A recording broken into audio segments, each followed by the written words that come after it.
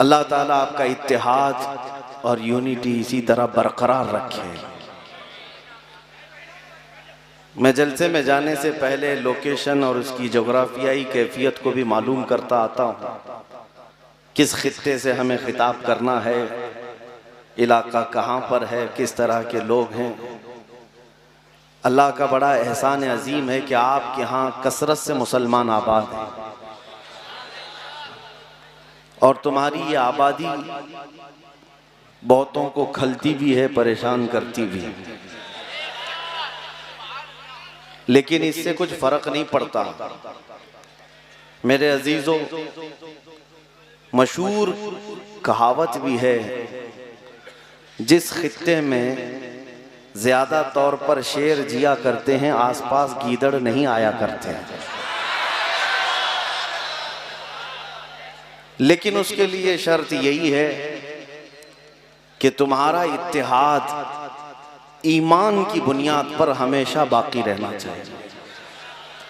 इसलिए कि गीदड़ भेड़िया तो छोड़ें, कुत्ते भी तुम्हें खा सकते हैं अगर तुम्हारा इत्तेहाद खत्म हो गया।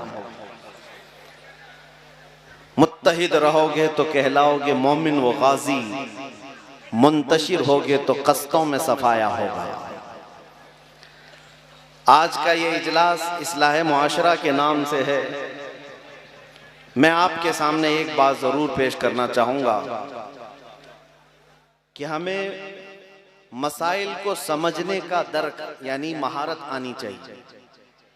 बेशुमार मसले जिंदगी में होते हैं, लेकिन उन मसलों में कोई बहुत गंभीर होता है, कोई छोटा होता है, कोई मीडियम वाला होता है। उसकी पहचान आपको होनी चाहिए। अगर मैं आपको बताऊं, हिंदुस्तान के जनूबी इलाके में हजरत के लिए लोग बरसा बरस से इंतजार में रहते हैं, लेकिन बरगेन वाले फैज पाते रहते हैं। जब चाहें मन आए मारेरा हाजिर हो गए, अलीगढ़ हाजिर हो गए, या हुजूर खुद तशरीफ ले आ गए। अल्लाह तबारक व तआला ये सिलसिला फैज हमेशा आपके साथ कायम व दायम रखे। मैं गुफ्तगू शुरू कर चुका हूं। अब चूंकि यहाँ पर मशाइख मौजूद हैं, उनके सामने मैं ज्यादा देर तक नहीं हाजिर हो सकता, खड़ा नहीं हो सकता। जितनी देर मुझे बैकिंग पावर मिलता रहेगा आपके सामने हाजिर रहूंगा इंशाअल्लाह। इस्लाह मुआशरा के लिए सबसे पहली चीज हमें इस बात का दर्क होना चाहिए कि मसाइल हमारे पास बहुत सारे हैं, लेकिन उन मसलों की नौइयत अलग अलग होती है और मौका महल, ये भी तमाम चीजें इंसान को सबसे पहले ये सीखना चाहिए। अब आप जवान हो गए, इसमें से बहुत सारों की जवानी भी खत्म होने को आ गई। अगर वो अब तक मसाइल को समझ ना सके तो दुनिया में यूं ही आए थे और यूं ही चले भी गए। अजीजान गिरामी, आज के जो मसाइल हैं ये नए नहीं हैं, हर जमाने के हैं, हर जमाने के हैं, लेकिन इनकी शक्लें बदल जाती हैं, नाम बदल जाता है। आज बेशुमार मसाइल हैं तुम्हारे सामने गुफ्तगू करने के लिए। इसीलिए मैं कहता हूं कि मिसाल के तौर पर अगर कोई हमारे बारे में अभी आकर ये कहे मुआशरा तालीम में बहुत पीछे है, एक मसला है, बड़ा मसला है, इल्म से कोसों दूर वो उम्मत है जो पूरी दुनिया को इल्म देने के लिए आई। इस उम्मत का आज हाल ये कि इनमें गाने बाजे तमाशों की कसरत है, यहां पर फहाशी का दौर दौरा है, बद अखलाकी आ गई है, किरदार नाम की चीज नहीं, ये सब मसाइल हैं। सूद का कारोबार हमारे मोहल्लों में, नशा सबसे ज्यादा बिकना और बेचना और करना और कराना हमारे मोहल्लों में। कितने मसाइल का मैं जिक्र करूं, लेकिन मैंने जो सबसे पहले आपके सामने बात अर्ज की वो ये है, जब मसाइल बेशुमार होते हैं तो इंसान को ये सोचना चाहिए कि मुझे फोकस किस पे करना है, किस मसले को मैं गौर से देखूं और किसका हल निकालूं। उसकी एक एग्जाम्पल मैं आपको देता हूं, मिसाल देता हूं। अल्लाह 1000 बार ना करे किसी के घर में आग लग गई और आग के शोले पूरे घर को लपेटे में ले चुके हैं और आप किसी तरह से घर के अंदर जा चुके, आपका एक बच्चा घर के अंदर है, एक बच्चा जो अजीज जान है वो घर के अंदर मौजूद है, आग लगी है चारों तरफ से, आप अंदर चले गए, लेकिन जहां बच्चा है वहीं पर एक आपकी माल की, आपके सोने चांदी जवाहरात की, आपकी कमाई की अटैची भी मौजूद है, आग की लपेट में वो भी है। एक तरफ आपके पैसों का, माल का, सोने चांदी का सूटकेस है और एक तरफ आपका बच्चा भी है, दोनों भी आग की लपेट में है। अक्ल रखने वाले किसी भी इंसान से मैं पूछना चाहता हूं, जब भयानक आग लगी हो और आप बचा सकते हैं इसमें, तो पहले किसको बचाएंगे? अपने बच्चे को बचाएंगे, कोई भी यही जवाब देगा। इसलिए कि माल तो फिर कमाया जा सकता है लेकिन जान बचाना जरूरी है। ये वक्त की जरूरत को आपने महसूस किया, इसको कहते हैं जब आदमी इस तरह के मसाइल में घिर जाए तो वो फोकस किस पे करे, ये फैसला उसे करना होता है। उसको तवज्जो किस मसले पर देना है ये सोचना है। आज इन मसाइल को अगर हमारी कौम और कौम में मौजूद उलमा समझ लें कि हमें फोकस किन मसाइल पर करना है, तो लड़ाइयों झगड़ों में आज हमारी दिन और रात खराब नहीं होते। इसलिए कि मैं आपको बता रहा हूं मेरे अजीजों, आज हमारे किरदार की बेतरतीबी, हमारे इल्म का ना होना, हमारी औरतों की बेपर्दगी, बहुत सारे मसाइल हैं, आग लगी हुई है, लेकिन इन हजारों मसाइल में मैं आपको बताता हूं सबसे बड़ा मसला जिस पर फोकस करना चाहिए वो इज्जत रसूल पाक है, वो नामूस रिसालत का मसला है। नबी करीम सल्लल्लाहु तआला अलैहि वसल्लम की इज्जत पर जब हमला हो तो यूं समझ लें कि हमारी सिर्फ नहीं पूरी कायनात की जान पर हमला। जान है वो जहान की, जान है तो जहान है। जो अहम और इंपॉर्टेंट मसला होता है उस पर फोकस करना इंसान समझ ले। अब मसाइल इसलिए मैं कह रहा हूं, एक तरफ दरिंदे नाच रहे हैं, कूद रहे हैं, तुम्हारी तबाही के प्लान बना चुके हैं और मुनज़्ज़म तरीके से तुम्हारे आ रहे हैं। वो भेड़िए जो तुम्हारे साथ कभी बात करने की औकात नहीं रखते, लेकिन आज वो तुम्हारी जेनोसाइड, नस्ल कुशी के मंसूबे बना रहे हैं। इसकी वजह यह है कि तुम्हें कुछ फर्क नहीं पड़ता, वो तमाम मंसूबे बना रहे हैं, लेकिन हमारे दरमियान किन मसाइल पर फोकस किया जा रहा है, हम किन मसाइल से उलझे हुए हैं। हमारे यहाँ तो छोटे छोटे मसाइल हैं, मस्जिद का सदर बन गया, कोई सेक्रेटरी बन गया, इसी में उसकी जिंदगी है और इन्हीं इख्तिलाफात में मोहल्लों में आग लगी हुई है। एक बात याद रखो मेरे अजीजों, इन छोटे मसाइल पर जितने उलमा भी उलझे हुए हैं, मैं किसी को खास तौर पर निशाने तनकीद नहीं बना रहा, लेकिन ये मैं जरूर कहता हूं कि मसाइल आप ही इस्लाह करेंगे, उलमा ही इस्लाह करेंगे। जिन चीजों में बेतरतीबी आप ही सही करेंगे, लेकिन हर तरतीब देने का एक वक्त होता है, किस वक्त क्या करना चाहिए। जामिया अशरफिया मुबारकपुर में हमारे एक उस्ताद थे और फरमाया करते, वो बहुत अच्छा मुहावरा था, कहते कि बेटा जिंदगी में ताज महल नहीं देखे तो कोई बात नहीं, मौका महल जरूर देखना, ये बहुत जरूरी चीज है। और आदमी बेमौका बेमहल की किसी भी चीज पर अपनी जिंदगी और अपनी एनर्जी खर्चा करता रह जाए तो ऐसे शख्स को बेसूद कहा जाता है, बेफायदा कहा जाता है। मुझे बताओ आज हम लोगों को किस चीज के लिए माथा जोड़कर बैठना चाहिए? ये मॉब लिंचिंग के मुतालिक या हमारी बच्चियों के मुर्तद होने के खिलाफ? हमें इन मसाइल से यहाँ हिंदुस्तान में हम जूझ रहे हैं। और आपको पता है बाज़ाब्ता आईटी सेल बना करके गुंडे खरीदे हुए मुसलमान लड़कियों के मुतालिक एक ऐप बनाते हैं और उसमें मुसलमान बच्चियों के नाम और उसके साथ उनके रेट लगाए जाते हैं कि फला औरत का ये रेट है, फला औरत का ये रेट है। ये सब ये ऐप डाल करके तुम्हारी जिल्लत नहीं है तो और क्या है। इन मसाइल को देख करके मैं इमाम गजाली की वो बात याद आती है। आपने फरमाया था जब उम्मत रसूलुल्लाह की तौहीन पर खामोश हो जाए तो चंद दिन वो इंतजार करे, उनकी माँ और बहनों को बाजारों में नीलाम किया जाएगा, वो कुछ ना कर सकेंगे, वो कुछ ना कर सकेंगे। हम देख रहे हैं ये हालात। अजीज़ाने गिरामी वक़ार, दिल छलनी छलनी हो जाता है। जिन मसाइल पर हमें फोकस करना चाहिए वो छोड़ करके हम किन मसाइल में उलझे हैं। बेमौका बेमहल कुछ लोगों की बातें और इख्तिलाफात तो इस कदर शदीद बढ़ते चले जा रहे हैं। सोशल मीडिया आज मुनाजरे का अड्डा है।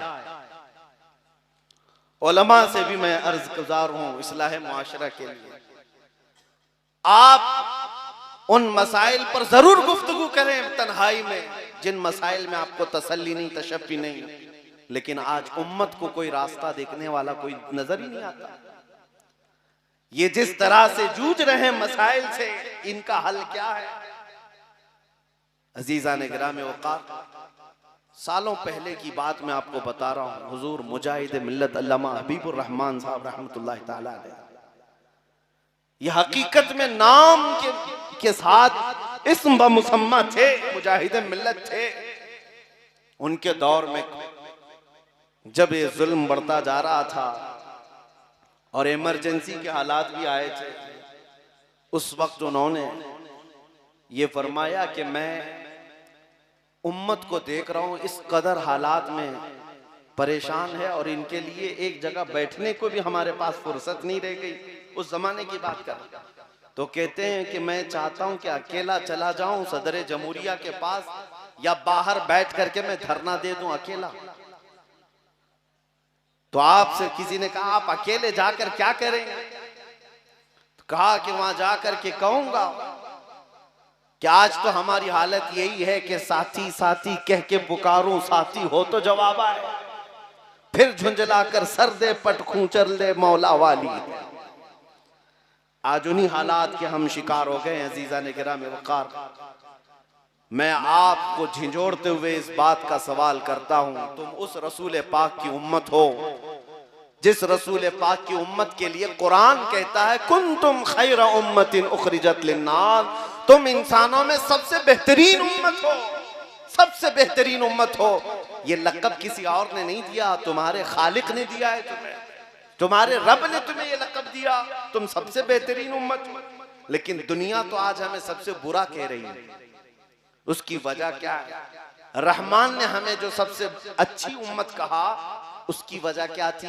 तअमुरून बिल मारूफ, तुम लोगों को अच्छाई की बात करते हो, व तन्हौना अनिल मुनकर, बुराइयां देखते हो तो रोक देते हो, व तुमिनून बिल्लाह, और अल्लाह पर गैब से ईमान लाते हो, बिना देखे अल्लाह पर ईमान लाते हो। ये तीन आदतें तुम्हारे अंदर हैं, इसलिए तुम सबसे बेहतरीन उम्मत हो। अब आप अपने गरेबान में झांक कर देखें, क्या वो तीन आदतें अब भी मेरे अंदर हैं या नहीं? मेरा मौला तो फरमा रहा है तुम सबसे बेहतरीन उम्मत हो, कुंतुम खैर उम्मतिन उखरिजत लिन्नास। किस लिए बेहतरीन उम्मत हो? तअमुरून बिल मारूफ, अच्छाई का हुक्म देते हो, तन्हौना अनिल मुनकर, बुराइयों से रोकते हो, तुमिनून बिल्लाह, और अल्लाह पर ईमान लाते हो। क्या ये तीनों चीजें हैं तुम्हारे अंदर आज या नहीं? अजीज़ाने गिरामी वक़ार, अच्छाइयों की तरफ बुलाना कब के बंद कर दिया हमने, और बुराइयों से रोकना ये भी खत्म हो गया। हमारे गली मोहल्लों में आज इस कदर बुराइयां पनप रही हैं, और लोग आज हमसे, अभी अभी की बात है, जलसे में आने से पहले लोग कह रहे हैं यहाँ किसी को कुछ कहें तो लड़ाई पर आ जाते हैं, सब एक दूसरे के हाथापाई पर आ जाते हैं अगर इनको किसी बुराई से रोक दिया जाए। अब आपको मैं बता देता हूं, अगर बुराइयों को देखकर खामोश बैठे रह गए तो तबाही आएगी, अजाब आएगा। जिब्राइल अमीन अलैहिस्सलाम हुजूर की बारगाह में हाजिर हुए, रसूल करीम सल्लल्लाहु अलैहि वसल्लम की बारगाह में अर्ज किया, या रसूल अल्लाह, एक बस्ती ऐसी थी जिस पर अल्लाह ने अजाब नाजिल किया, और अजाब का हुक्म जब दिया रब ताला ने कि ऐ जिब्राइल, इस बस्ती को उठाओ ऊपर और नीचे की तरफ पलट दो। जिब्राइल अमीन कहते हैं मैंने अल्लाह की बारगाह में अर्ज किया, ऐ मौला इस पूरी बस्ती में तेरा एक नेक बंदा भी है, उसने कोई गुनाह नहीं किया, वो हमा वक्त तेरी इबादत में रहता है। हैं बस्ती वाले बहुत गुनहगार, सब बुराइयों में मुब्तला है, लेकिन वो नेक बंदा भी तो है उस बस्ती में, उसका क्या करें? रब ताला का हुक्म हुआ है जिब्राइल उसको भी उसी अजाब में गिरफ्तार करो।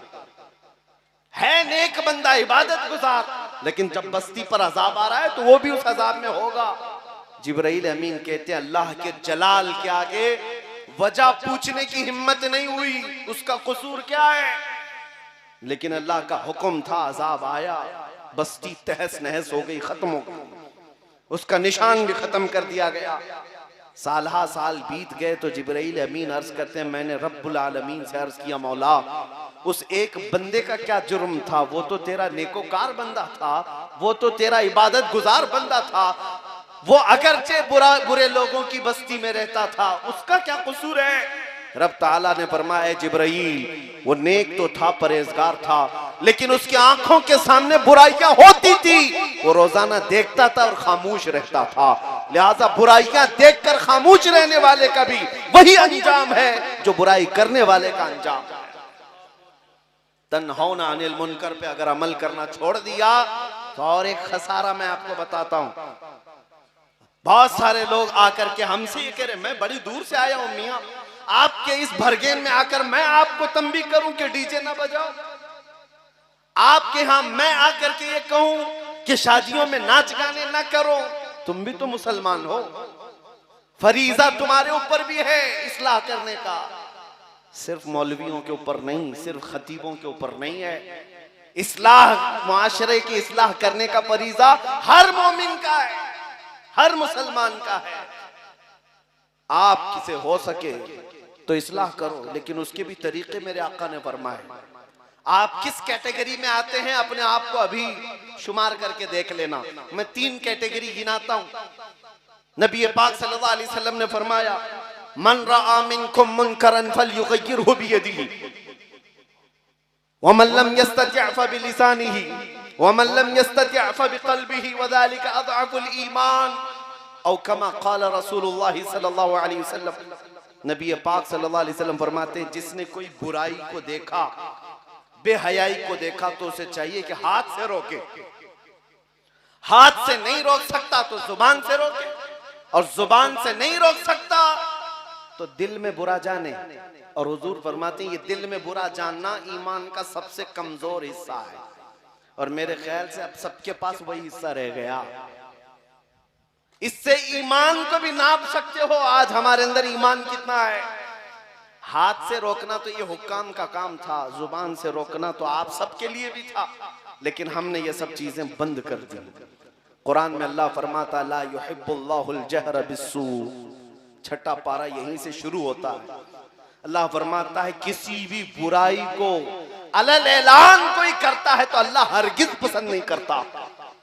आज हालात ये हैं, ये इस आयत के तहत मुफस्सिरीन फरमाते हैं वो लोग अज़ाबे खुदाबंदी में गिरफ्तार होंगे जो तन्हाई में गुनाह करते हैं और दिन में आकर दोस्तों के सामने ठट्टा मारकर उस बुराई का बयान भी करते हैं। इस आयत की तफसीर में मुफस्सिरीन फरमाते हैं वो लोग हैं उनको अल्लाह का अजाब आएगा, रात में किए हुए गुनाह का जिक्र करते हैं ठट्टा मार मार करके। नौजवानों के यहाँ ये फैशन बनता चला जा रहा है, मैंने उस लड़की को छेड़ा है, इसने उस लड़की को छेड़ा है। इस बेहयाई का जिक्र तुम 4 लोगों में करते हो, एक तो गुनाह किया, उसके बाद फिर इजहारे गुनाह किया, और इस पर अल्लाह तबारक व तआला का गजब है, अल्लाह का गजब है। अजीज़ान गिरामी वक़ार, इस उम्मत का अगर ये फरीज़ा खत्म हो गया तो फिर इस उम्मत का जो हुस्न था खैर उम्मत कहलाने का वो भी खत्म हो जाएगा। खैर उम्मत का लक़ब आपको जो दिया गया है वो इसी वजह से दिया गया है कि तुम अच्छाइयों की बात करते हो। दावत तो देना बंद किया, लेकिन कम से कम बुराइयों से तो रोको। एक बात मैं आपसे पूछना चाहता हूं, आपके घर के अतराफ में कोई कूड़ा करकट लाकर डाले तो कितने झगड़े करते हो आप? आपके दरवाजे के बाहर अगर कोई गटर की गलाजत ला करके डाल दे, क्या आप देखकर खामोश रह सकते हो? और अगर मैं आपको एक बात दूसरी मिसाल बताऊं, आपके घर के किनारे बैठ करके मैं आग जलाऊं, कहूं ठंडी लग रही है, मैं आग रोशन किया हूं, आप कहेंगे भाई जाओ मैदान में आग लगाओ। हम कहेंगे कोई बात नहीं, हम आपके घर के अंदर नहीं लगाए, दरवाजे के बाहर लगाए। आप तो ये कहेंगे घर के दरवाजे के बाहर आग लगाए हो, या आग अगर दरवाजे को पकड़ ली या मेरे घर से को पकड़ ली तो आग मेरा घर जल सकता है। आपको इतना सेंस तो है, इतनी अकल तो है, अपने घर के बाहर ना गलाजत डालने देते हो, ना आग जलाने देते हो। तो मेरे अजीजों, फिर अपने घर के अतराफ उन औबाशों को क्यों पसंद करते हो जो दिन भर नुक्कड़ पर बैठ करके अजनबी औरतों पर नजरें डालते हैं या अपने जिना के किस्से सुनाते रहते हैं? इन अय्याशियों को क्यों अपने घरों के अतराफ पसंद करते हो? कितने तो घर ऐसे हैं जिनको हम देखते हैं गली कूचे में छुट्टियों के दिन ताश के पत्ते खेल रहे हैं। फरमाया गया है जहां ताश के पत्ते खेले जाते हैं 40 दिन तक वहां बरकत का एक दाना भी नहीं उतरता, वहां से बरकत उठा ली जाती है। अजीजा ने ग्रामी वकार, इन बेहयाइयों और बुराइयों के मुतालिक अगर आप जिम्मेदारी नहीं निभाएंगे तो कब तक ये मुकर्रिर आएंगे और आपको समझाते जाएंगे? जिम्मेदारी हर एक की है। और एक बात मैं आपको बताऊं, इस्लाह का सबसे बेहतरीन तरीका ये था, शराबी भी हैं हमारे यहाँ, जुआरी भी हैं, नशा करने वाले भी हैं, लेकिन सूदखोर भी हैं, उनको फर्क क्यों नहीं पड़ता? हमने बुजुर्गों का मिजाज छोड़ दिया है। आपको पता है सरकार मुफ्ती आजम हिंद रदी अल्लाह ताला अन्हु के दरबार में बगैर टोपी के भी कोई आता तो आप उसको उठा देते थे। ये कौन से तरीके से आया है? हालांकि फर्ज नहीं, वाजिब नहीं, लेकिन आप उस पर सख्ती फरमाते थे। और कई ऐसे मसाइल हैं जिनमें छोटे मसाइल पर भी आप तंबीह कर देते थे। आज बड़े बड़े सूदखोरों को देख करके तुम मुसाफे से भी गुरेज नहीं करते, बल्कि उनके साथ शाना बशाना चलते रहते हो।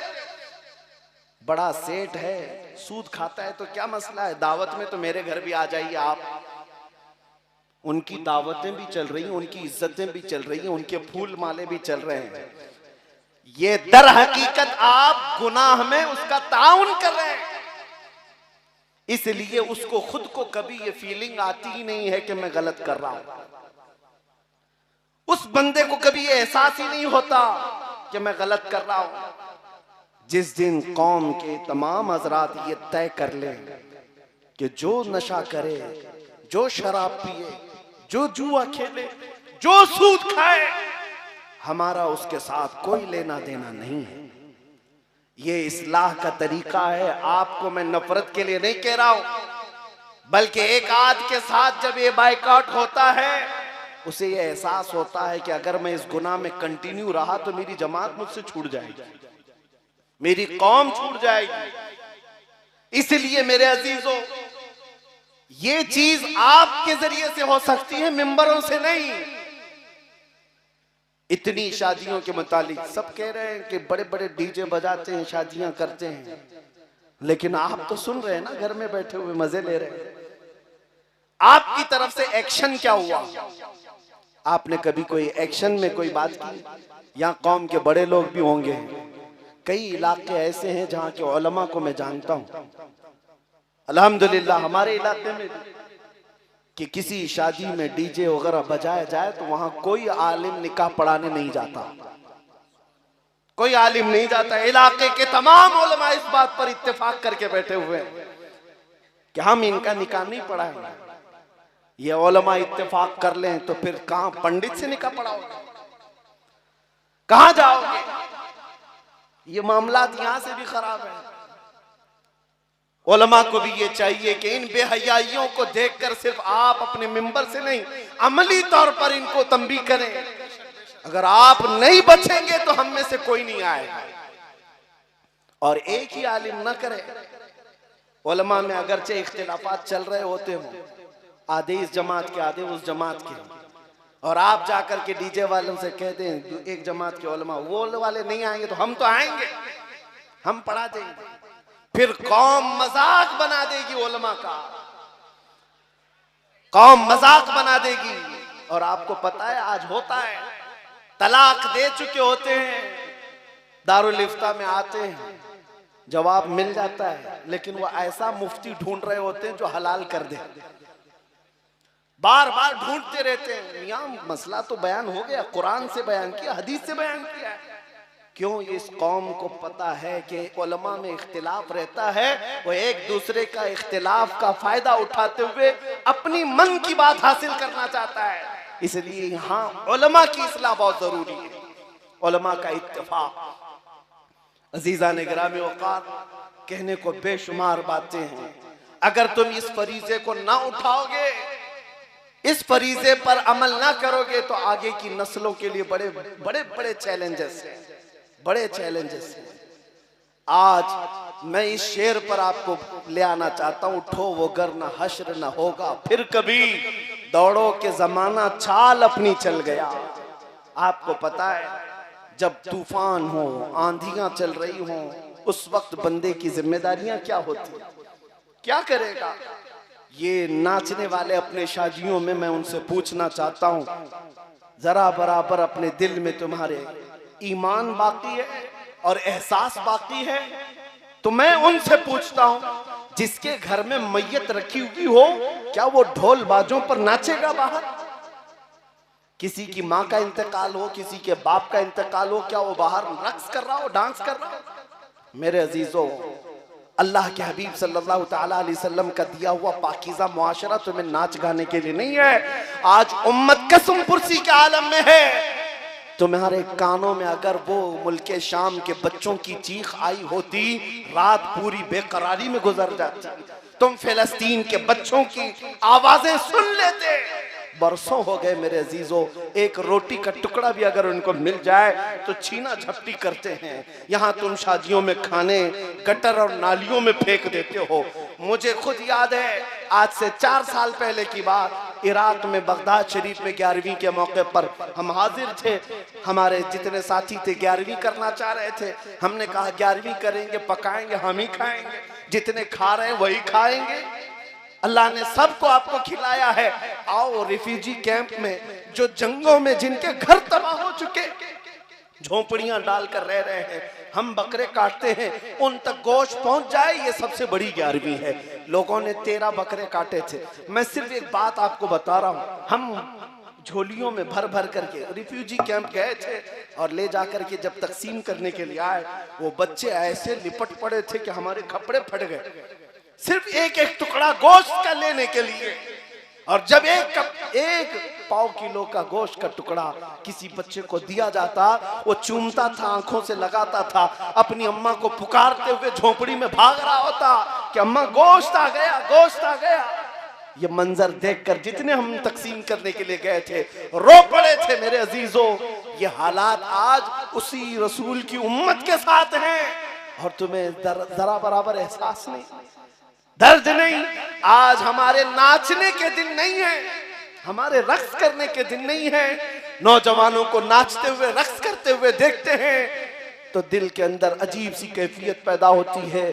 तुम्हें पता है मेरे आका ने फरमाया, चम्मच गिरने की जो आवाज आती है, इससे भी शैतान खुश होता है। घर के अंदर चम्मच गिरने की आवाज शैतान को वो भी अच्छी है। और जब औरत, इसीलिए बुजुर्ग फरमाया करते, जो पायल पहनती है उसमें घुंघरू लगे होते, मना है क्या उसके पायल के घुंघरुओं की आवाज पर शैतान नाचने लगता है। ये तो छोटी छोटी आवाजें, और तुम जो डीजे लगाते हो उससे तो पता नहीं कितनों के कलेजे फट जाएं, कितने हार्ट पेशेंट मर जाएं, कितनों के घरों के सामान हिल जाएं।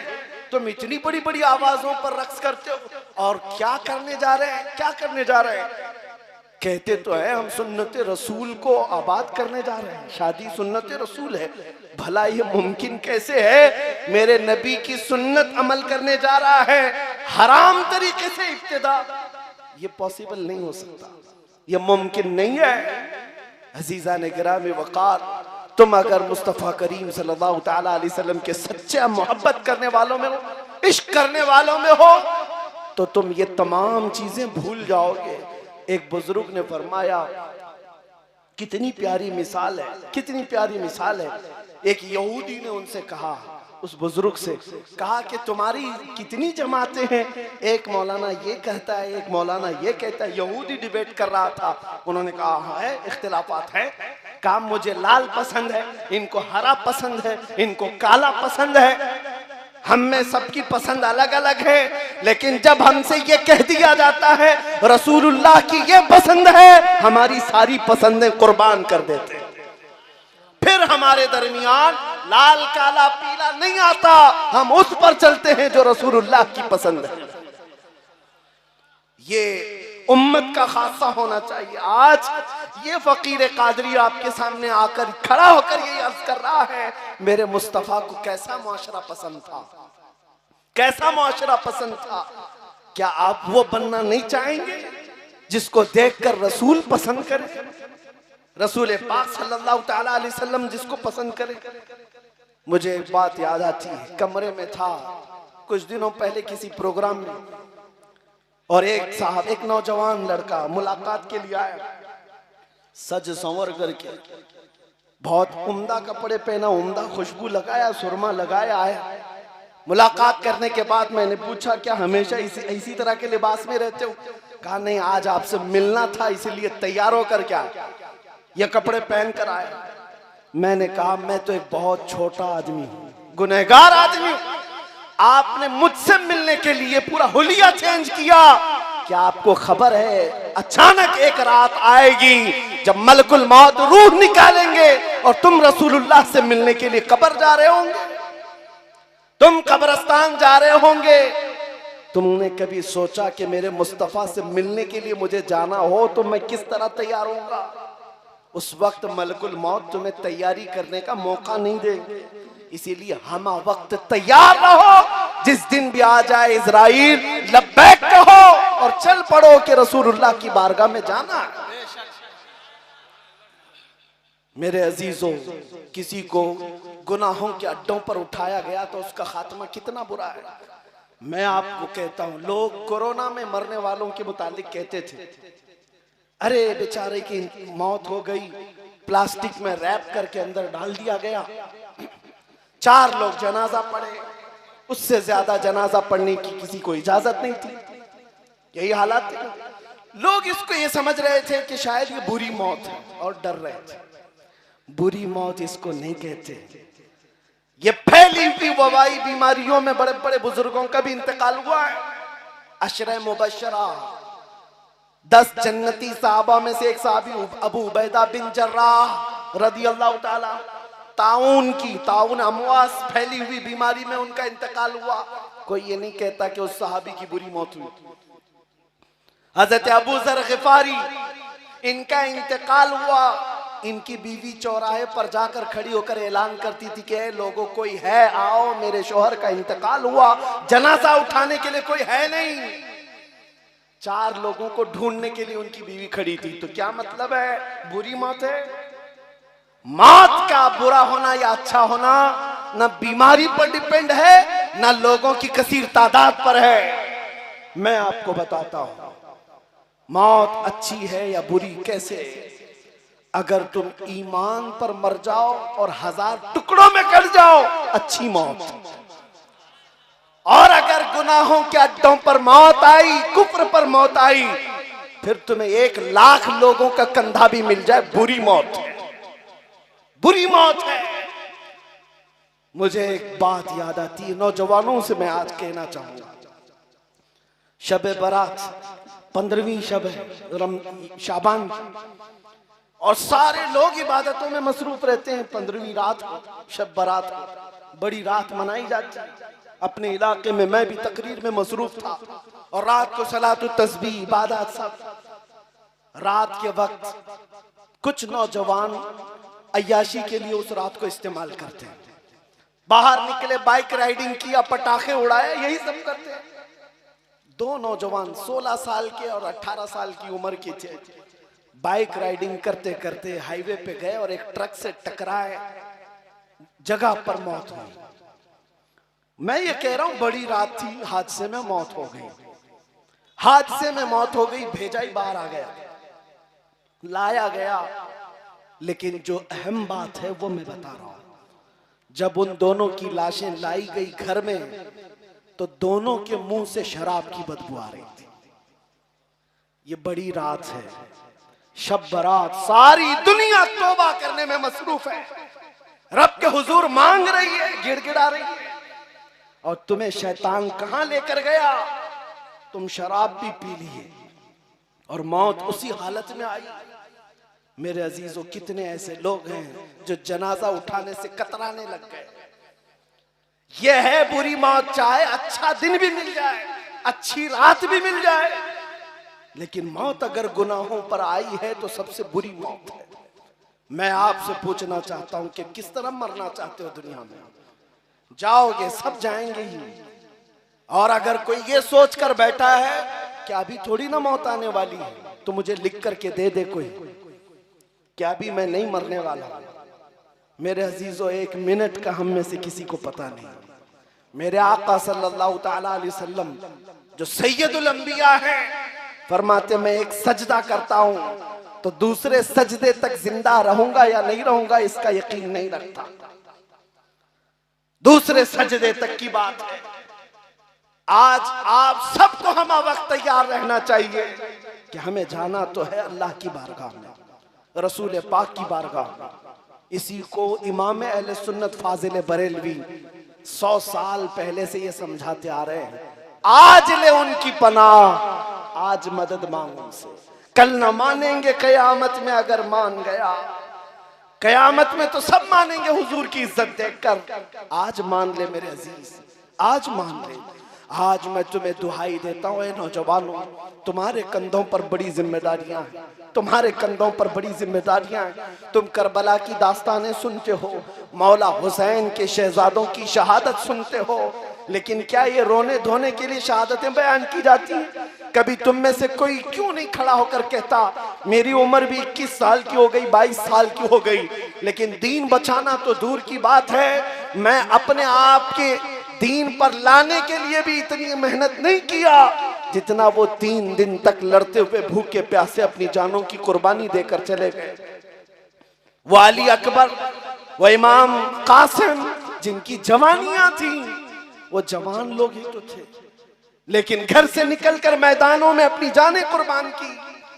तो हमारी जवानी किस बात की है? क्या इस जवानी के बारे में कल कयामत में सवाल नहीं होगा? आज मुआशरे की तब्दीली ये मत समझना कि ऊपर से आएगी, जमीन से आएगी, तुम में से आएगी, तुम्हारे दरमियान से आएगी। और अगर तुम बदलना चाहो तो बहुत जल्दी बदल जाओ। और आपको ये बात भी मैं बता दूं, जिस दिन तुम बदल गए हालात बदल जाएंगे, हालात बदल जाएंगे। जितने भौंकने वाले हैं उनके मुंह पर रस्सी लग जाएगी, जितने दंदनाते हुए सालिम कुत्ते हैं सब पर लगाम लग जाएगी। बस इन कुत्तों को इसलिए आजाद छोड़ा गया है। आपको पता है बगदाद में ततारियों ने हमला करके पूरे बगदाद को तबाह कर डाला था, तोड़ दिया था, मुसलमानों की खोपड़ी से मीनार बना दिया था। किसी को अगर कलमा पढ़ते देखते तो मारते थे ततारी। एक दिन वीरान बगदाद है, सुना सुना है, कुछ नहीं है।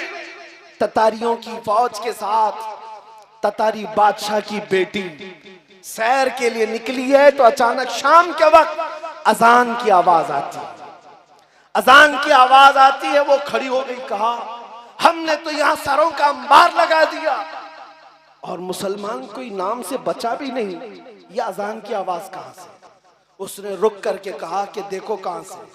जाकर देखा गया तो एक बूढ़ा शख्स है जो अजान दे रहा है। पकड़ करके लाए उसको, ला करके उसको बांध दिया। उस खातून ने कहा इसको दरबार में लेकर चलो। लेकर आने के बाद उस खातून ने पूछा बड़े साहब आप मुसलमान हो? कहा हाँ अल्हम्दुलिल्लाह मुसलमान। कहा पूरा बगदाद खत्म कर दिया है हमने, पता है मैं किसकी बेटी हूँ? बादशाह की बेटी हूँ। हमारी फौज ने तुम्हारे छींतरे उड़ा दिए, हिम्मत कैसी होती है अभी अजान देने की? उस बाबा ने कहा हिम्मत तो आखिरी सांस तक रहेगी, इसलिए कि मरना भी इसी नाम पर है, मरना भी इसी नाम पर है, वो अल्लाह है। उस लड़की ने मजाक उड़ाते हुए कहा अच्छा इसका मतलब क्या है? आप अजान देते हो, बूढ़े मियाँ ने कहा अल्लाहु अकबर, अल्लाहु अकबर। इसका मतलब अल्लाह सबसे बड़ा है, अल्लाह सबसे बड़ा है।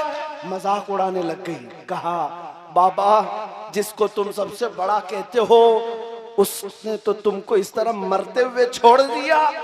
कहाँ है तुम्हारा खुदा, कहाँ है तुम्हारा खुदा? तुम्हारे तो सब अल्लाह अकबर कहने वाले कत्ल हो गए, मर गए। आज तुम्हें भी ये कहा जा रहेगा, तुम बहुत अल्लाह अल्लाह करते थे, देखो आज तुम्हारे साथ क्या हो रहा है। मायूस होने की बात नहीं। उस बूढ़े साहब ने कहा, हंस करके कहा कि बात सही कहती हो तुम। अगर ये पूछ रही हो वो कहाँ है, अल्लाह अल्लाह है, मदद भी करता है। लेकिन बाबा साहब ने कहा तुम्हें पता है कि बकरियां चराने वाला जो रेवड़ लेकर के जाता है, रेवड़ लेकर के बकरियां का झुंड लेकर जाता है, तो वो जब बकरियां चलती रहती हैं तो साथ में कुत्ता भी होता है। बकरियों का चरवाहा कुत्ता भी पालता है। कुत्ता क्यों होता है? कि बकरियां जब भटक करके रेवड़ से सड़क पर आ जाती हैं या इधर उधर जाती हैं, कुत्ता भौंक भौंक करके उनको रेवड़ में जमा कर देता है। कहा ये तो देखा है। उस बुजुर्ग ने कहा उम्मत मुस्तफा ये रेवड़ से जब भी हट जाती है, अल्लाह तुम जैसे कुत्ते हम पर छोड़ता है। तुम्हारा जुल्म जब बढ़ जाता है और हम फिर से जमात में मुत्तहिद होते हैं, अल्लाह तुमको फिर खत्म फरमा देता है। ये तो हालात हैं, खत्म हो जाएंगे, ये जुल्म खत्म होगा। ऐसा नहीं है कि जुल्म की रात लंबी होगी। कुफ्र की हुकूमत चलती है, जुल्म की हुकूमत नहीं चलती, ये बात याद रखो। लेकिन आपका इम्तिहान लंबा ना हो जाए, इम्तिहान लंबा ना हो जाए। तुम आज रेवड़ से भटके हुए हो, जमात से हट करके निकल पड़े हो। मुझे एक बात बताओ, अभी मैं नारा लगाऊं इस्लाम जिंदाबाद, तो जवाब दोगे कि नहीं दोगे? बल्कि इतने जोश में देंगे इस्लाम जिंदाबाद, इस्लाम जिंदाबाद। क्यों नहीं जवाब देंगे? हमारे दीन से हमें प्यार है या नहीं? आपको प्यार है ना? और इस्लाम जिंदाबाद का नारा लगाएंगे? मैं पूछता हूं मेरे अजीजों, जिस इस्लाम जिंदाबाद का नारा बड़े जोश से लगाते हो, उस इस्लाम को अपनी बेटियों पर क्यों नहीं पसंद करते? उस इस्लाम को अपनी बीवियों पर क्यों नहीं पसंद करते? ये इस्लाम सिर्फ मस्जिदों में क्यों नजर आता है? तुम्हारी शादी महलों में कहां जाता है इस्लाम? फिर इसका मतलब ये है कि तुम पूरे इस्लाम जिंदाबाद नहीं कहते, जितना तुमको चाहिए उतना ही कहते हो। अगर इस्लाम से प्यार है, तुम्हारे बेटे पर भी तुम्हें इस्लाम अच्छा लगना चाहिए। बेटा, बहू, बेटी, बीवी बात की बात है, तुम अपना चेहरा पकड़ करके देख लो कि तुमको भी इस्लाम कहां है, तुम पर भी इस्लाम है या नहीं। इसीलिए हाली ने कहा था, ऐ खासान रसूल वक्त दुआ है, उम्मत पे तेरे वक्त जब आके पड़ा है। जो दीन निकला था बड़ी शान से अपने वतन से, आज वो परदेश में आके गरीबुल गुरबा है। ये दीन आज अपनों के अंदर ही अजनबी बन गया है, अपनों के अंदर अजनबी बना है। पता है आपको, शेख सादी रहमतुल्लाह अलैह एक जगह फरमाते हैं, कयामत के दिन इस्लाम भी शिकायत करेगा मुसलमानों के खिलाफ। मुसलमानों के मुतालिक ये कहेगा, ऐ अल्लाह, कुफ्फारों मुशरिकीन की तरफ से जो मुझ पर हमले होते थे वो अलग थे, लेकिन मेरे मानने वालों ने मुझे तन्हा कर रखा था। सिर्फ ओकेशनली मुसलमान हैं, यानी हम मुसलमान कब हैं? जुम्मा में हैं। हम मुसलमान कब हैं? जब हमारे घर में किसी की मौत हो जाए, टोपी भी आ जाएगी, कुरान भी घर में आ जाएगा। उसके अलावा इस्लाम क्यों नहीं आता? अजीजा ने गिरामी वकार, कुरान कहता है, इन्नल्लाह ला युगय्यिरु मा बिकौमिन हत्ता युगय्यिरु मा बिअनफुसिहिम। बेशक अल्लाह ताला उस वक्त तक किसी कौम की हालत नहीं बदलता जब तक उसको खुद अपनी हालत बदलने की फिक्र ना हो। आपको अपनी बदलने होंगे। कैसे बदलेंगे? जाओ आज के बाद से घरों में अपने बच्चों को लो, इन बच्चों को आवारा ना छोड़ो, इनको मोबाइल थमा करके अब तुमने तो कहानियां सुनाना भी छोड़ दिया। अब ये बच्चे गुडे गुड़ा की, चोर पुलिस की कहानियां भी नहीं, बल्कि तो अब ये पोर्न देखने लग गए, बेहयाइयां। और सच फरमाया था मुखबिर सादिक सल्लल्लाहु तआला अलैहि वसल्लम ने। हदीस पाक है किताबुल मलाहिम में, मेरे आका फरमाए क़यामत के करीब एक जमाना ऐसा होगा कि बच्चे जवान लगेंगे और जवान बूढ़े लगेंगे। बच्चे, छोटे बच्चे जवान बनेंगे और जवान बूढ़े नजर आएंगे। इन 4 साल के 5 साल के बच्चों को देखो, ये एडल्ट तस्वीरें हैं, ये एडल्ट फिल्में देखने लग गए। कोई कंट्रोल नहीं है मोबाइल पर, तुमने छोड़ रखा है। और अपने हाथों से इतना तबाह कर लिया नौजवान कि जब ये 20-22 साल का हो गया तो इसकी कमर झुकने लग गई, बुढ़ापा नजर आ रहा है। 25 साल के जवान बूढ़े नजर आने लग गए। अपने हाथों अपने आप को तबाह कर लिया। ये हुजूर का फरमान है। इसीलिए मैं कहता हूं अपने घरों से तब्दीली शुरू करो, अपने बच्चों को लेकर बैठना सीखो। क्या आप संडे टू संडे आप इन बच्चों से मुलाकात करते हैं?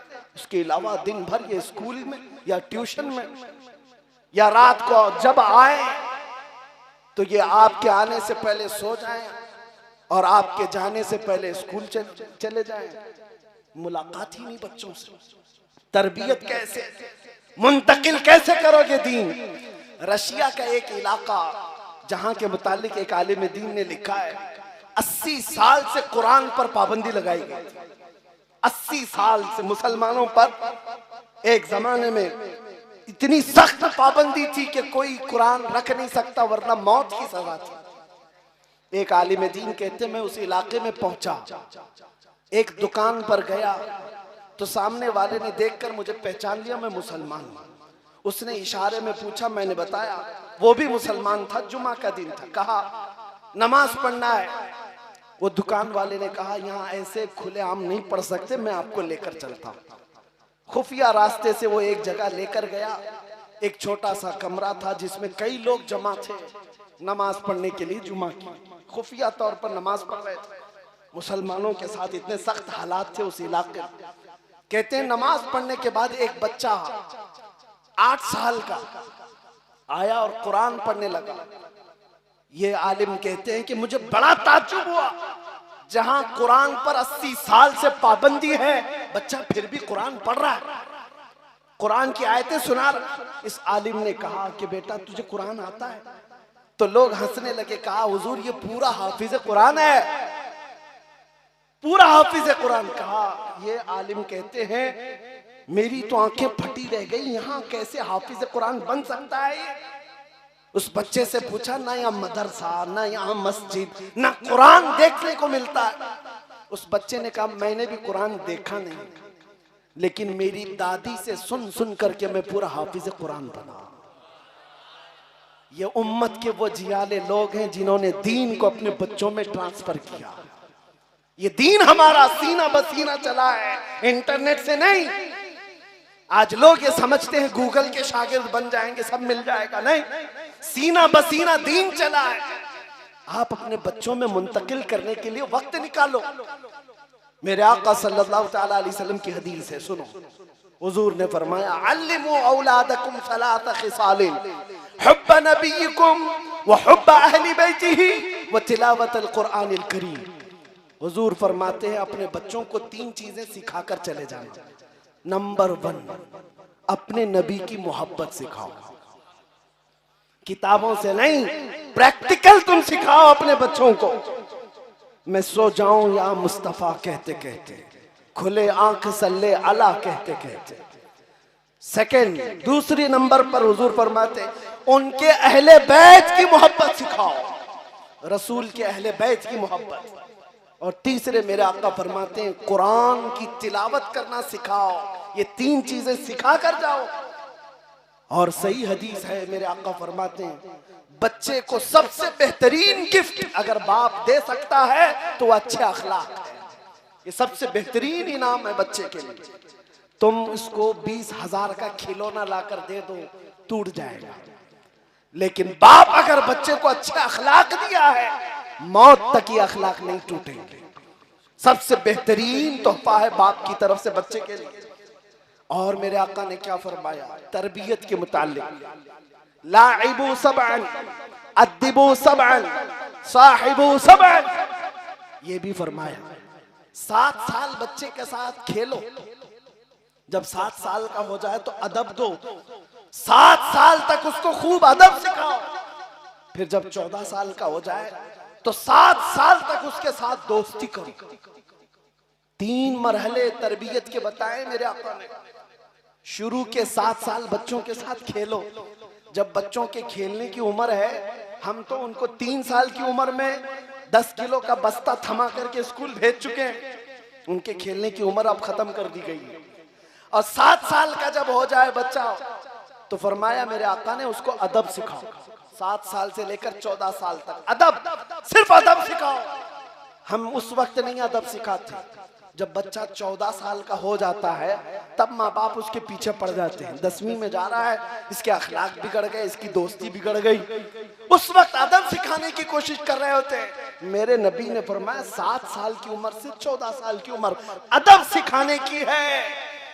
वो छोड़ दोगे, फिर 14 साल के बाद तुम अदब सिखाना चाह रहे हो, अब वो अदब तुमसे नहीं सीखेगा। अब उसको जो जरूरत है बच्चे को क्या है, 14 साल के बाद बालिग होता है, उसको नई दुनिया है, नए लोग चाहिए, दोस्ती चाहिए।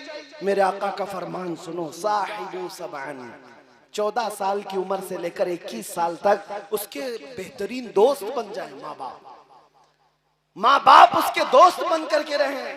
लेकिन 14 साल के बाद तो खट्टी हो जाती है। 14 साल की उम्र के बाद से जो अनबन चलती रहती है, बेटे में माँ में, बेटे में बाप, दोस्ती कहां से। इसलिए ये नौजवान लड़का जाकर किससे दोस्ती करता है, मोहल्ले औबाशों से दोस्ती करता है और उनसे नई नई चीजें सीख कर आता है। जहन के अंदर बेहयाइयां, खराबियां भरने लगती हैं। माँ बाप से अगर बच्चा दोस्ती कर ले और माँ बाप के साथ वो टाइम स्पेंड करना सीख ले तो बर्बादी से बच सकता है। मेरे अजीजों, ये सब तरबियत के जो सिस्टम है वो मैं आपके सामने रख रहा हूँ। इस्लाह करना है तो अपने घर से शुरू करो, अपने घर से शुरू करो। आपको पता है मिस्र में मैंने देखा, अगरचे हमारी जमात के लोग नहीं है, उन्होंने एक घर बनाया हुआ है, वहां पर कंटिन्यू कुरान पाक की तिलावत चलती रहती है और वो कुरान पाक की तिलावत, तफसीर और बहुत कुछ वहां रखा गया है। वो सिर्फ और सिर्फ ओनली प्रेग्नेंट लेडीज के लिए, हामिला औरतों के लिए बनाया गया। पहली मर्तबा देखा तो बताया उन्होंने कि यहाँ सिर्फ और सिर्फ हमल की औरतें आती हैं, कंटिन्यू ये कुरान सुनती हैं, पढ़ती हैं, तफसीर वगैरह। कहा इसलिए कि फरमाने रसूल है कि हमल के दौरान माँ जो करती है उसका असर बच्चे पर होता है। इसलिए हमने इसी वक्त से उसका प्लान शुरू कर दिया। फिर दूसरी बात यह है कि ये यहूदियों में, इजराइल में ऑलरेडी चलता है। इजराइल में बाज़ाब्ता कोई औरत हामिला होती है, उस औरत को पजल गेम खिलाते हैं और उसको टफ फंडे हल करने के लिए देते हैं, बिजनेस की किताबें पढ़ने के लिए कहते हैं। यहूदियों का माइंड यही कहता है कि तुम्हारा पैदा होने वाला बच्चा बेहतरीन दिमाग वाला और बेहतरीन बिजनेस वाला बनना चाहिए। वो तो मास्टर प्लानिंग पेट से कर रहे हैं और यहाँ हमारे बच्चे 20 साल के हो गए, अभी तक उनके पीछे कोई प्लानिंग नहीं। पैदा भी कर दिया, छोड़ भी दिया। ये उम्मत का हाल नहीं होना चाहिए। आप तब्दील करो अपने मुआशरे से, अपने घरों से। इंशाअल्लाह एक वक्त ऐसा आएगा कि तमाम हालात बदल जाएंगे, तमाम हालात बदल जाएंगे। कितना भी खराब मुआशरा हो बदल जाएगा। आपको अगर ऐसा लगता है ये पुराने नशेड़ी लोग हैं, नहीं नशा छोड़ेंगे, पुराने शराबी हैं, नहीं छोड़ेंगे, ये बात कहना छोड़ दो। मेरे आका सल्लल्लाहु ताला अलैहि वसल्लम ने मदीने में कर कर दिखाया है। 50 साल 60 साल पुरानी शराब जो जमा करके रखी जाती थी। हजरत अनस फरमाते मेरी उम्र छोटी थी, मैं शराब सप्लाई करता था लोगों को, अभी शराब हराम नहीं हुई थी। मैं शराब का प्याला पेश कर रहा था, अचानक मदीने की गलियों में किसी ने पुकारा, या अय्युहल मुस्लिमून क़ाला रसूलुल्लाह सल्लल्लाहु अलैहि वसल्लम हुर्रिमतिल खमर। ऐ मुसलमानों, अल्लाह के रसूल ने फरमाया आज से शराब हराम है। हजरत अनस कहते हैं मैंने देखा जितनों के हाथ में प्याला था वहीं से पटक दिया, जिसके लबों तक लगा था वहां से तोड़ दिया। किसी ने ये नहीं कहा कि जाकर हम हुजूर से पूछ लेंगे अभी हराम हुई कि नहीं हुई। कहा नहीं, हुजूर का फरमान कानों में पड़ गया, चाहे बचपन से शराबी हो, एक आन में उन्होंने छोड़ दिया था। अजीज़ान गिरामी वक़ार, मेरे नबी पाक सल्लल्लाहु तआला अलैहि वसल्लम की मोहब्बत में वो असर है। इसीलिए मैंने कहा शुरू में ही फोकस करो इस मसले पर, अपने बच्चों में हुब्बे नबी पैदा करो, फिर ये हर बुराई खुद से छोड़ेगा इंशाअल्लाह, नशा भी छोड़ेगा। हमने ये प्रैक्टिकल देखा है, मेरे साथ होने वाले मामला। आज भी वो नौजवान मौजूद हैं जो नशा बेचते थे, मुंबई में बेचते थे, डीलिंग करते थे, लेकिन अल्हम्दुलिल्लाह जो फजर की नमाज भी पाबंदी से पढ़ते, दूसरों को पढ़ाने के लिए लाते भी हैं। मैं ये अपने कमाल की बात नहीं कर रहा, बल्कि सिर्फ और सिर्फ हमने ये डालने की कोशिश की कि मेरे नबी से मेरा रिश्ता कल भी था और आज भी है। अपना सब कुछ गुंबद खजरा कल भी था, और जिस दिन तुमको ये एहसास हो जाएगा हमें दुनिया में सबसे ज्यादा मोहब्बत करने वाला हमारा रसूल है, तो फिर उस रसूल को जो जो नापसंद है तुम खुद ठोकर मार कर निकाल दो। आज ये अहद करो भरगेन वालों, हमें आप बुलाए हो, रसूलुल्लाह की आल को बुलाकर यहाँ बिठाए हो, तो आप ये अहद करके उठो कि हम भरगेन से हर उस खराबी को निकालेंगे जो मेरे मुस्तफा को नापसंद है। निकालेंगे ना इंशाअल्लाह। आप जो नौजवान बचे हुए हैं वो भी अहद करेंगे। हम शादी करने से पहले, एक अजीब बात नहीं है, वो मौलाना लोगों से मसले बहुत पूछने आते हैं, बहुत मसले, वजू के मसले, नमाज के मसले, ज़कात के मसले, सब मसले, और तलाक के मसले तो ज्यादा आते हैं, ये सब मसले आते हैं। लेकिन नौजवान ये क्यों नहीं पूछने आता कि मौलाना ये बताएं मेरे नबी पाक को कैसी शादी पसंद थी। अगर सच्ची मोहब्बत हो तो आप ये पूछते हुजूर को कैसी पसंद थी, तो आपको ये बताया जाता मेरे आका को कैसी पसंद है। नबी पाक सल्लल्लाहु अलैहि वसल्लम का फरमान आलीशान है, इन्ना अअज़मन निकाहि बरकतन ऐसरुहु मऊनतन औ कमा क़ाल रसूलुल्लाह।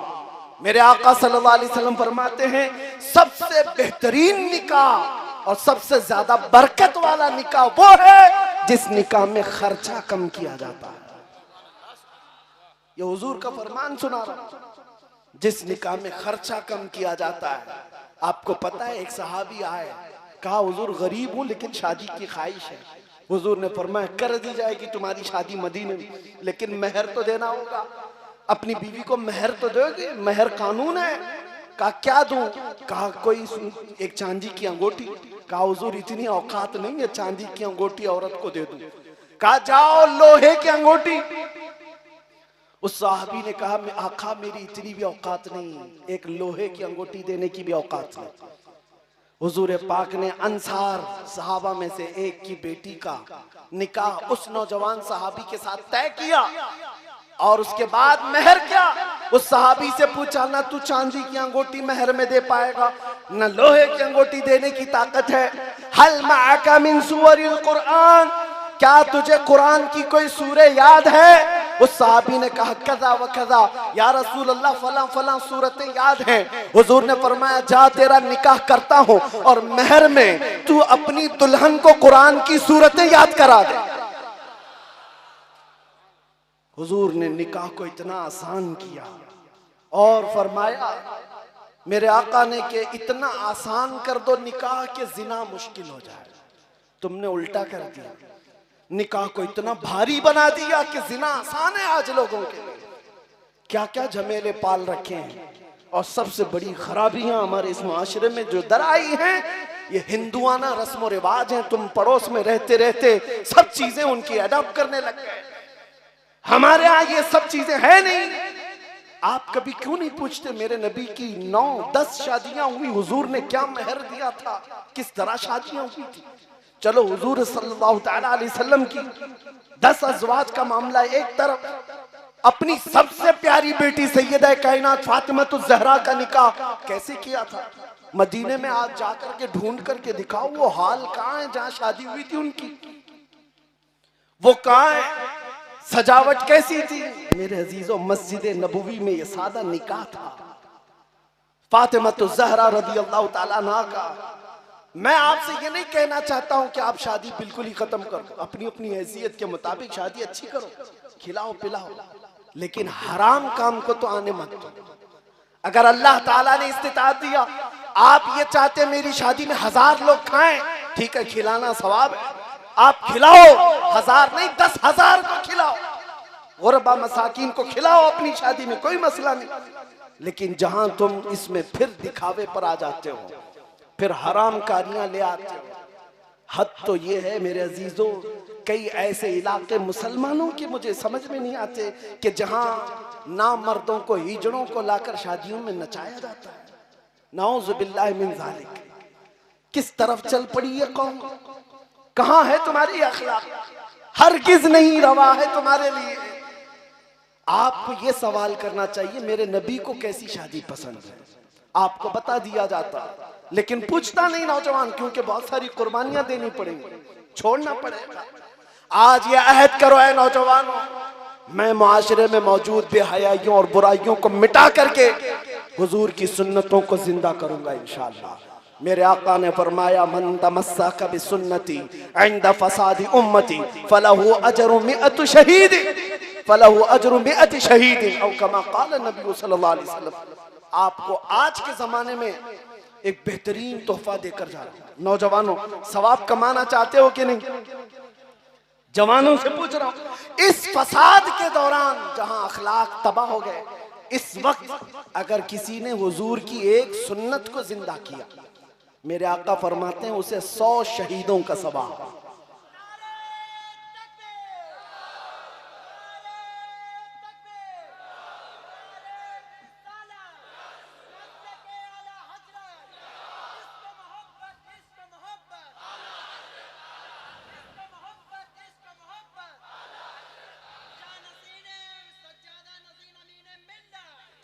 अजीजा ने गिरामी,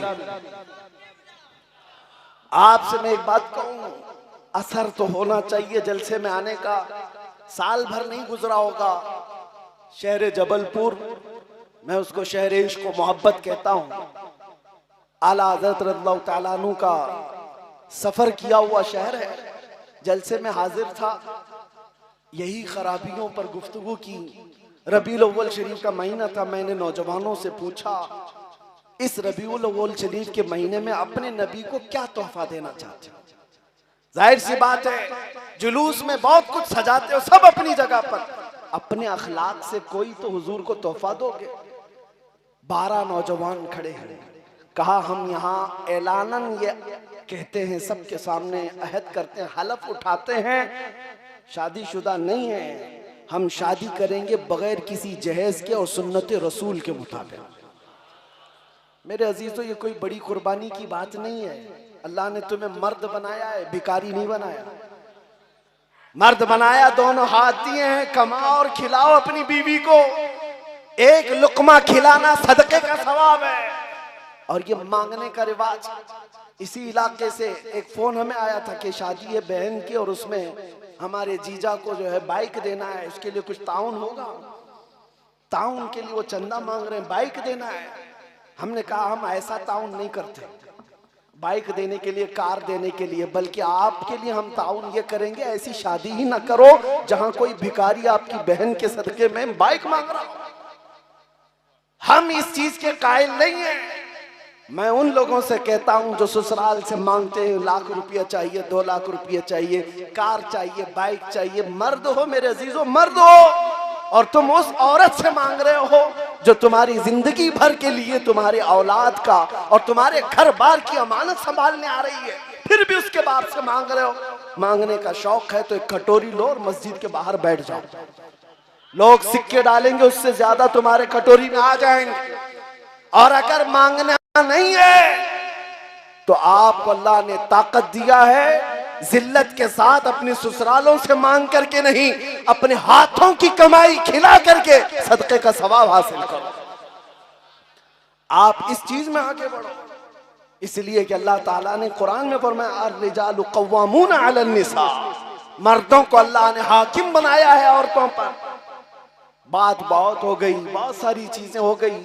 आखिर में मैं बात सिर्फ इतनी कहूंगा, ये सब चीजें जो दर आई हैं सिर्फ वाहिद वजह ये है, उनके जो हम गुलाम थे खल्क के पेशवा रहे, उनसे फिरे जहां फिरा, फिर आई कमी वकार में। हमारी इज्जत में, हमारे वकार में जो कमी आई है, सिर्फ बात इतनी है कि हमने नबी पाक सल्लल्लाहु ताला अलैहि वसल्लम की तरफ से मुंह फेर लिया है और फिर आज अलग अलग शिकायतें करते हैं। दीन पर हमले हैं, इस्लाम पर हमले हैं, कुरान पर हमले हैं, कुरान को जलाया जा रहा है। मैं तुमसे पूछता हूं, तुमने कितने साल हो गए कुरान को उठाया नहीं है? तुमने कितने दिन हो गए कुरान का एक रुकू पढ़ा नहीं है? तो फिर जब तुम कुरान को छूते भी नहीं, पढ़ते भी नहीं, तो उसकी हिमायत में क्यों आ रहे हो? आज ये दुनिया की कौमें पूछ रही हैं आज हमसे, मस्जिदें बचाने की तुम्हें फिक्र बहुत है। जब एक दरिंदा नाचते हुए उसके मीनार पर भगवा झंडा लहराता है, तुम्हारा कलेजा तो मुंह को आता है, लेकिन जब फजर के वक्त पूरी मस्जिद वीरान होती है, तुम तो बिस्तर गर्म कर रहे होते हो। तुम्हें मस्जिदों का ख्याल क्यों नहीं आता? तुम्हें पता है ये मस्जिदें क़यामत के दिन अल्लाह की बारगाह में शिकायत करेंगी, मौला इस कौम वालों ने मुझे बना तो लिया था लेकिन भूखा और प्यासा रखते थे। उससे पूछा जाएगा तू भूखी और प्यासी कैसी होती? वो कहती है जब अजान होती थी मुझे भूख लगती, अगर ये आ जाते तो मेरी भूख मिट जाती, मगर इन्होंने सफों को कभी भरा नहीं है, मुझे भूखा ही रखा, मुझे प्यासा ही रखा।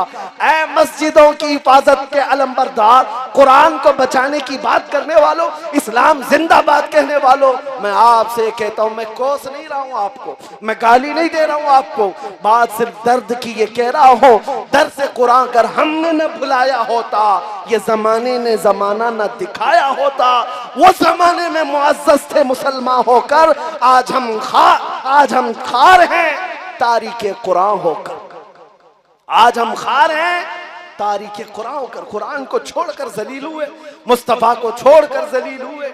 इसलिए अहद करो, उठो उठो, वो गर न हश्र न होगा फिर कभी, दौड़ो के जमाना चाल अपनी चल गया। इसीलिए आला हजरत का ये शेर हमारी तकरीर का खुलासा है, हमारी तकरीर का लुब्बे लुबाब है। इसका पूरा का पूरा कच्चा चट्टा जिसको कहें वो इस शेर में है। मेरे आला हजरत फरमाते हैं, फिर के गली गली तबाह ठोकरे सबकी खाई क्यों, फिर के गली गली तबाह ठोकरे सबकी खाई क्यों, दिल को जो अक्ल दे खुदा तेरी गली से जाए क्यों। बस उस मुस्तफा की गली को अपना लो, इज्जत ही तुम्हारे साथ।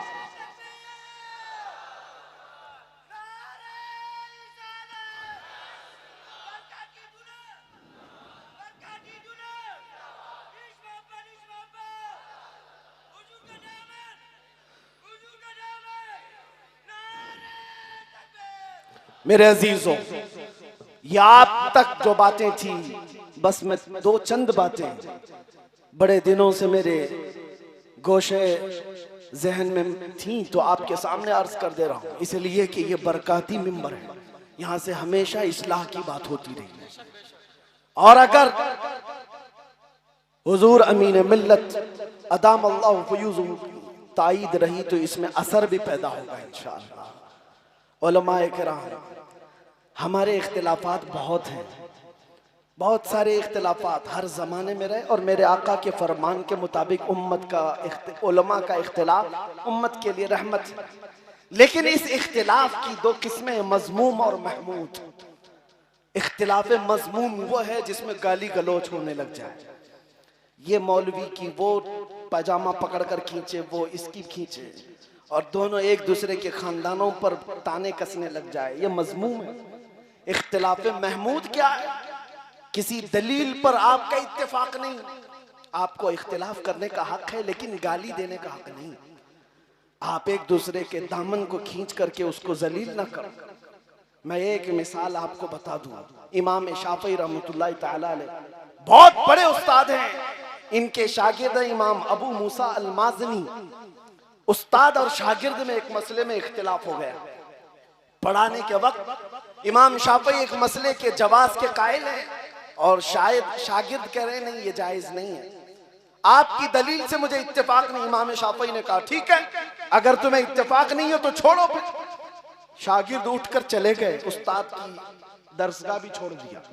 इमाम अबू मूसा माज़नी, सुनिए, एक दिन, 2 दिन, 3 दिन गुजर गए, वो आए ही नहीं इमाम शाफई के पास, छोड़ दिया उन्होंने। इख्तिलाफ हुआ उस्ताद का शागिर्द का।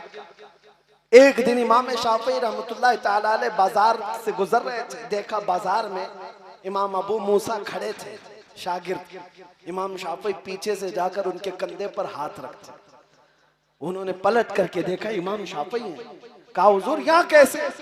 इमाम शाफई ने हाथ में हाथ लिया और कहा अबू मूसा, तेरा और मेरा इख्तिलाफ उस मसले में है, रसूलुल्लाह के गुलाम होने में तो कोई इख्तिलाफ नहीं।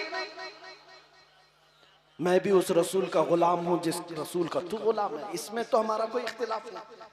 ये हमारे बड़ों के इख्तिलाफ थे कि मसले में अगर इख्तिलाफ हो भी जाए, वो असल को देखते थे कि हमारी जड़ तो रसूलुल्लाह ही है। दूसरी चीज मैं आपको बताऊं, इमाम अहमद बिन हम्बल, ये उलमा के सिलसिले में बात चल रही है, इस्लाह मुआशरा का ये बहुत बड़ा पिल्लर है। यहाँ से अगर खराबियां खत्म हो जाएं, क्योंकि मेरे आका ने फरमाया मेरी उम्मत के 2 पहिए हैं, 2 जमातें अगर सही हो गई तो मेरी पूरी उम्मत सही हो जाएगी। साहबा ने पूछा वो 2 जमातें कौन सी हैं? फरमाया एक उलमा की, एक उमरा की, अमीरों की। ये 2 अगर सही हो गए तो उम्मत सही हो जाएगी, और ये 2 बिगड़ गए तो पूरी उम्मत बिगड़ जाएगी। जरूरत है इस्लाह मुआशरा में यहाँ की भी इस्लाह की। उलमा इमाम अहमद बिन हम्बल और उनके जमाने के बड़े मुहद्दिस हैं शेख